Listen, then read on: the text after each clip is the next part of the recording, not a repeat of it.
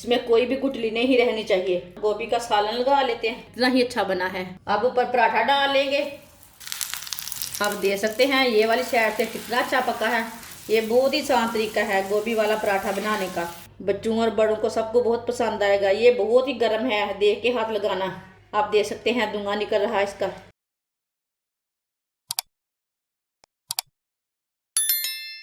पका हुआ मैंने गोभी का सालन लिया है। इसे ना ऐसे दबा दबा के इसे ना बारीक कर लेंगे। इसे ना अच्छी तरह मिक्स कर लेना सालन को। इसमें कोई भी गुठली नहीं रहनी चाहिए।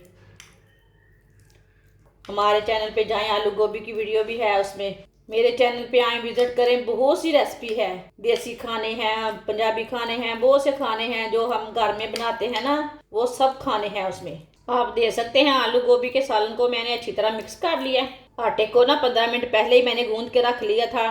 ये नॉर्मल आटा गूंदा है, जैसे आप घर में रोटी के लिए गूंदते हैं ना, वही आटा है।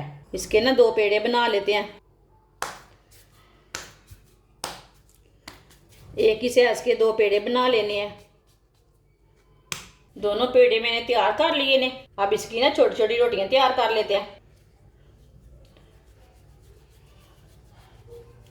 आप बेलने के साथ भी तैयार कर सकते हैं, मैंने तो हाथ से ही तैयार की है।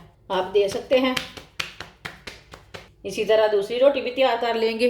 दोनों रोटियों को ना मैंने तैयार कर लिया। ये मैंने छोटी छोटी रोटियां तैयार की है। अब इसके ऊपर ना गोभी का सालन लगा लेते हैं।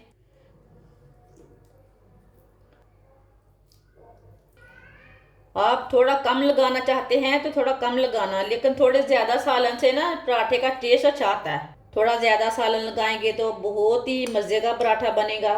सबको बहुत ही पसंद आएगा पराठा।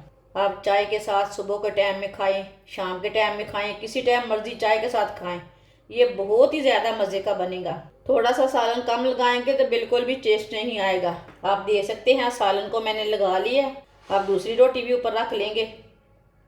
साइडों में ना दबा के इसे जॉइंट कर लेंगे। ऐसी इसी तरह दबा लेंगे इसे, ताकि हमारा पराठा अच्छी तरह बंद हो जाए, गोभी का सालन ना निकले बाहर।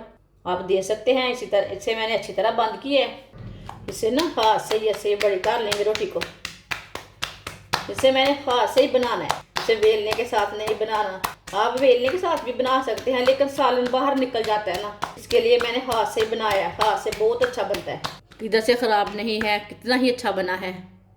तवे को मैंने पहले ही गर्म होने के लिए रख दिया था। तवा हमारा अच्छी तरह गर्म हो चुका है। अब ऊपर पराठा डाल लेंगे। थोड़ा ना ऐसे सीधा कर लेना जिधर से टेढ़ा लगे आपको। 2 चम्मच ऑयल लगा लेंगे। मैं बहुत ही आसान तरीके आपको बताती हूँ खाना बनाने के। ये बहुत ही कम चीज़ों से बनती हैं चीज़ें, और बहुत ही मज़े की बनती हैं। अब 2 मिनट तक इसे पकने देंगे, बाद में इसे उल्टाते हैं। 2 मिनट हो चुके हैं, इसे उल्टा लेते हैं। आप देख सकते हैं ये वाली साइड से कितना अच्छा पका है। अब इधर भी 2 चम्मच ऑयल लगा लेते हैं। तवे को गर्म करके चूल्हे की आंच को ना मीडियम कर देना, फुल नहीं रखना, नहीं तो बहुत जल्दी जल जाता है पराठा। वो अंदर से कच्चा रह जाता है, अच्छा नहीं बनता। अगर आप घी लगाना चाहते हैं तो घी लगा सकते हैं। ऐसे ही उल्टाते हुए इसको पका लेना, जलने बिल्कुल भी नहीं देना पराठे को, नहीं तो टेस्ट नहीं अच्छा आता। ये बहुत ही आसान तरीका है गोभी वाला पराठा बनाने का। अपने बच्चियों को लाजमी सिखाएं खाना बनाना। ऐसे ही उल्टाते हुए इसे पका लेना। ये बहुत ही मज़े का बना है। आप चाय के साथ इसे खाएं, ये बहुत ही अच्छा है। जो बच्चे गोभी नहीं खाते वो भी इसे खाएंगे। बच्चों को, बड़ों को, सबको पसंद आएगा।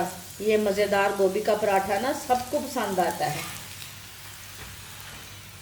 आप देख सकते हैं गोभी का पराठा हमारा तैयार हो चुका है।